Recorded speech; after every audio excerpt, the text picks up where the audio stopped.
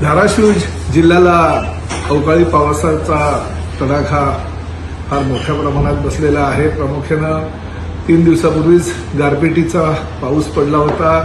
आता परत हवामान खात्याने सांगितल्यानुसार पुढले 3 दिवस धाराशिव जिल्ह्याला अवकाळी पाऊस येणार असल्याचे सूतोवाच झालेले आहे। प्रामुख्यानं कालच्या दिवसामध्ये तुळजापूर त्याचबरोबर लोहारा आणि अजून काही परिसरामध्ये पावसानं शेतकऱ्यांचं अतोनात नुकसान केलेलं आहे।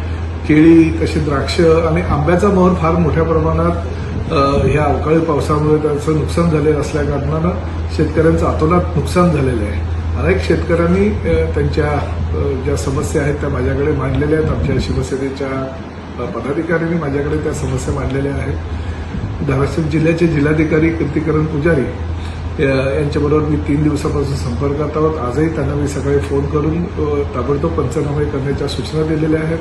काही शेतकऱ्यांचं असं मत आहे की कोकणामध्ये ज्या पद्धतीनं आंब्याचे नुकसान झालं होतं आणि त्या पद्धतीचं कोकणात ज्या पद्धतीने पंचनामे करण्यात आले तसेच पंचनामे धाराशिव जिल्ह्यामध्ये सुद्धा करावे अशा प्रकारच्या सूचना केल्यानंतर मी जिल्हाधिकाऱ्यांना सुद्धा अशा प्रकारच्या सूचना दिलेल्या आहेत। त्यामुळे जास्तीत जास्त मोठ्या प्रमाणात शासनाकडून कशी मदत ह्या सर्वसामान्य शेतकऱ्यांना होईल याची दक्षता धाराशिव जिल्ह्याचा पालकमंत्री म्हणून मी घेत आहे।